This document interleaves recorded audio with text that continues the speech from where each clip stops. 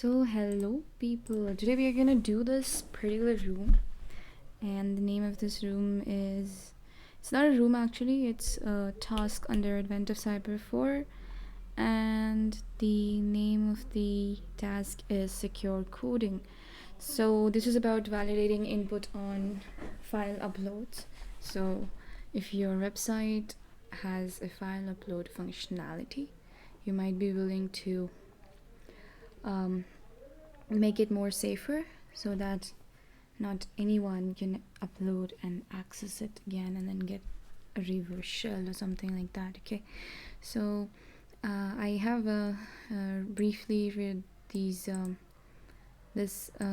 theory which is given here, and then this is till here it's all about the theory and how we can use the file upload vulnerabilities, and then how we can, even if we do not have the file in the same root web server, then how we can use other vulnerabilities such as local file exclusion to force the web server itself to recover the file that was stored outside the web root. And if the web server recovers the file, the code within the file will again be executed, allowing for remote code execution. So till this, give it a read. It's a bit of theory till here, and this is what is the practical application starts from. So it says, let's try to target one of Santa's elves that would be reviewing the uploaded CVs, because in this particular task we know that. So first of all, let's just go ahead and hit the start machine button to start my machine, and let's just wait until it starts. And I would be also using the attack box for this purpose, so that it will be easy to show you guys how we are gonna do this. Okay, so we know that whenever we are going to upload the CV, there are some people at the other end who are gonna see our work or see our CV. They're gonna finally open the file and review it, right? So in the movie, they have been creative with the malware that we upload, especially since this is for an application to a security role. So if you are applying to a security role and then again you are putting the malware, it's like quite ironic, isn't it? This will require us to create a CV with a malicious macro embedded. Okay, so we want to create a CV with a malicious macro embedded here. However, since we are on Santa's red team and this is a security assessment, we only need to show proof of concept. Let's use Metasploit to generate a malicious CV. So we are going to use Metasploit to generate a malicious CV. So let me just wait for this. I would pause down the video. So we are back, and I have started a listener over here. We just copy pasted the command and started a listener on port 4000 here. Okay, so this is basically listening, and I also downloaded this particular file here, and it's for reverse TCP handler. So let's just go to the browser and upload the cv.username.exe, and let's just wait till the other elf opens and sees our page. So for that we need our machine IP, and our machine IP is this. Let me just copy it and Control A, Control C, never mind. Control V, Control A, Control C, and we're gonna paste it here. Okay, so there we go. Press enter. I don't know why it's very slow. It looks like nah, man, I'm not interested. I don't know if this has an internet connection. Yeah, it does. So let's just browse for the file we had, and it's now in here. It should be in here, and we click on upload, and then we upload the file. CV username.team will get in touch, send database security, and all this. We know all this, right? We did a basic enumeration before, so we know what is happening here. Let's just go back to our reverse TCP handler and see if something's happening here. Okay, there's nothing happening, but I did write the correct command, and I guess we need to give it some time, because it says that this is sufficient for a proof of must be implemented on the application. Using your shell, go read the flag from the specific elf's home directory. Okay, so I do not think I have got a shell here. Maybe we need to give it some time, and maybe we need to give it a few minutes, and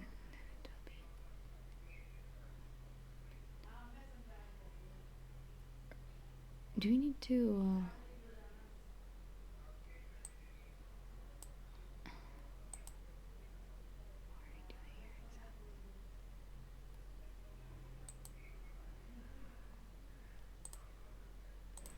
okay, I just gave it a few more minutes, and there we have it. So let's just know which directory you're in. So we're in system 32. You want to go back to your C directory, and yeah, there we go. And then we can search the directories present in here. So we have the users, we have Windows, and all this. So we might be interested in going to the users directory. There we go. See if we have a flag here. We do not have a flag. Let's just go to the administrator directory and see if we have a flag there.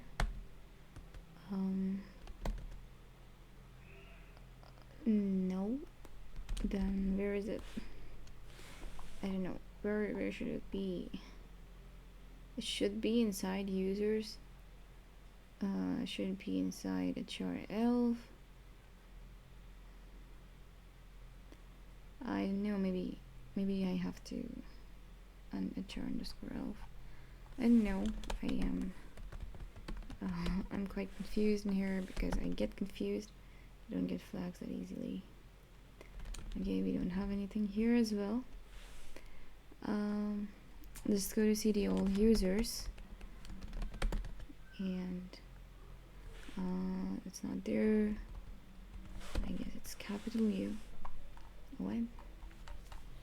I'm really sorry guys, I'm wasting your time like this here, but I seriously have no idea which directory are we in. So let me just try all users one in front of you guys. Okay, the what? I guess I'm still under. Okay, we're gonna go back. I'm gonna do an LS here. And we have here. We're gonna go to public LS. And there we have nothing here. Lol. Let me just go back here. I guess it should be in a default user. It might be in a default user. Default user. Okay, that's not a directory.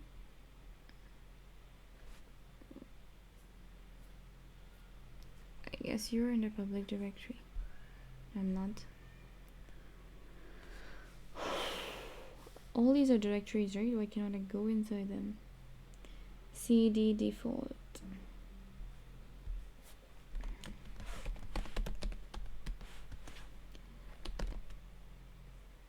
Guess what? I'll just take a few minutes and come back. Yep. So it's under HRF itself, but it's under the documents folder of HRF. Okay. There we go. We have the flag.txt, so we can write a cat command in this. Cool, right? pretty cool. So now, since we have done a notable amount of work here, we can go ahead and answer some questions here, which I've already answered. So where's the name given to file uploads that allow threat actors to upload any files that they want, and the name is unrestricted. And if you open the web application, the title of the web application will be visible to you, and that would be Santa Sidekick 2. And this is the flag which is there in the documents directory, so you better read the questions before answering. If you're actually finding the flag, it'll be easy for you to get the flag.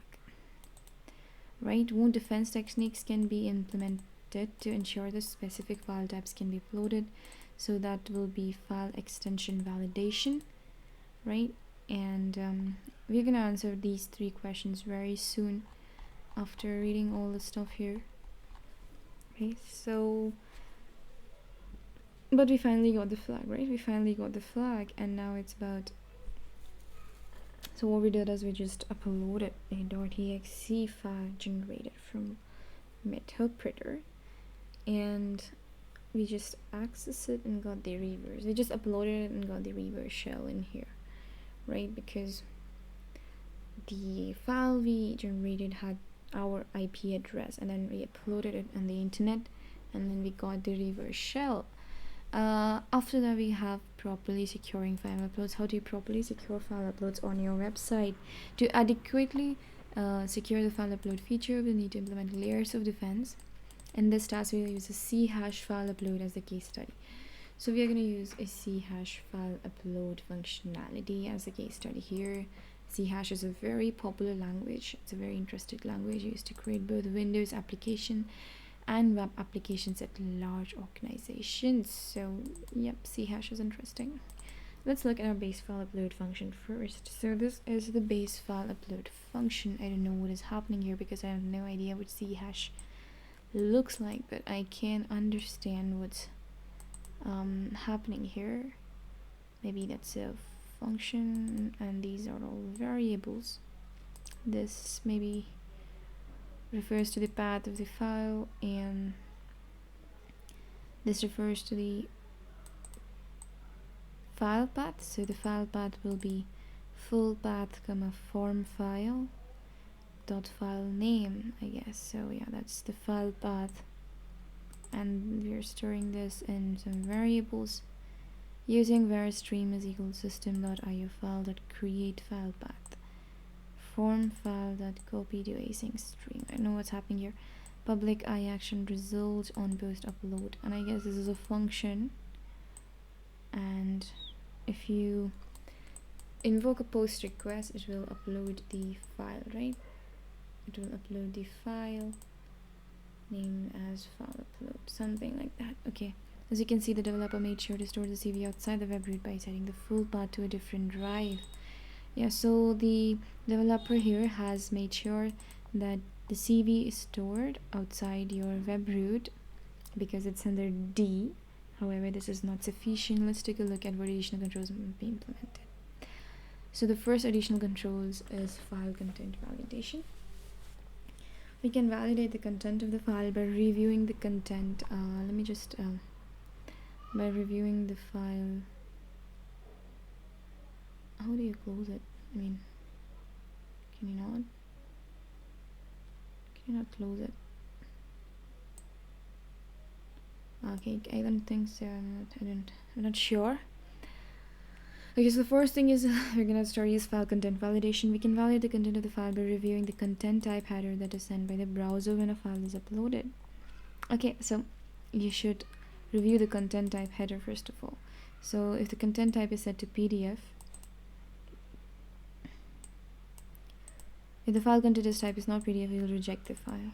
Okay, so if not, so that means if your content type is equal to PDF is false. That means if this condition isn't true, you're allowed, that is, you are not allowed to view the basically it will reject the file, right? That's what this function does. That's what this if condition is doing.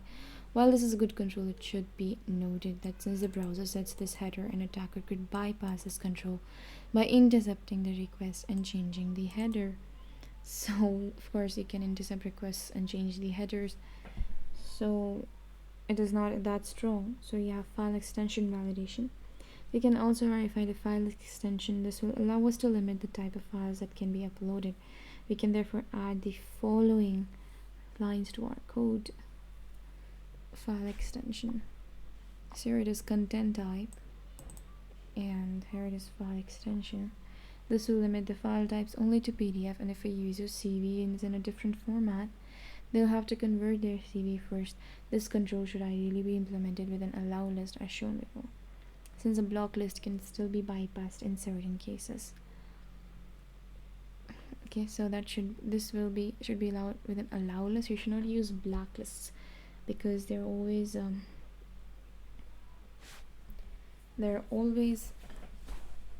ways to get in, or there are always ways to bypass a block list, right, for the different kind of similar stuff. But if you allow this stuff to be only of one kind, then there's no other way. You cannot use anything else. You can only use PDF, right?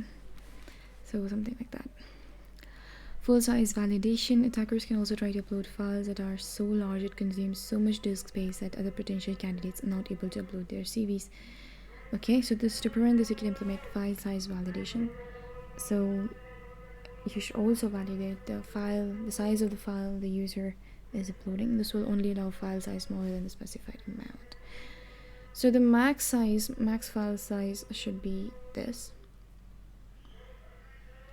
Okay, that should 10 MB should be the max file size, and if the content size is greater than max file size, then allowed is equal to false. True. File renaming. As mentioned before, even though our uploads are stored outside the web root, an attacker could leverage an additional vulnerability such as file inclusion to execute the file. To counter these attempts, we can look to rename uploaded files to random names, making it almost impossible for an attacker to recover their file by name. So quite basic, right? So if you're uploading the file and then you know the name of the file and then it gets stored with the same name in the back end, then it's going to be harmful, because then the user can access the file because they need the file name, right? So it's better that if you change the name of the file, so you're creating an ID and then appending that ID with after the full path name, right? So after appending that ID, it's basically very hard to guess what that ID is, and so that the user cannot access our file. That's a good way of preventing file upload vulnerabilities. Even with all the above controls implemented, there is still risk of an attacker uploading a malicious file that targets else that will review the CV. Since that is a high value individual, some nation states might even be used specialized exploits found in PDF readers to upload a malicious PDF in the hopes of getting access to remove themselves from Santa's naughty list. In order to combat these types of malicious files, we can start uploaded files from malware. We can install a package such as Claim AV and use it to scan the contents of each uploaded file. So we now know that there is a package known as Claim AV, which is used to scan malicious files, right? So you can you can do some more research on it this way. And what are the various ways we studied for securing file uploads? Mousepad is not there. Cool. Is one there? One is there. So the various ways we studied for uploading file uploads was that the first one, which is file content validation. The first one is to store the CV outside. The first one is to store the CV outside the web root. The second one being file content validation, the third one being file extension validation, the third one being file size validation,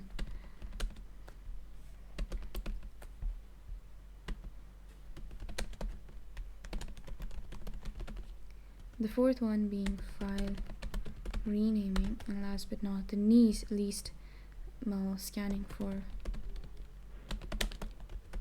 malicious malware embedded inside the file using softwares such as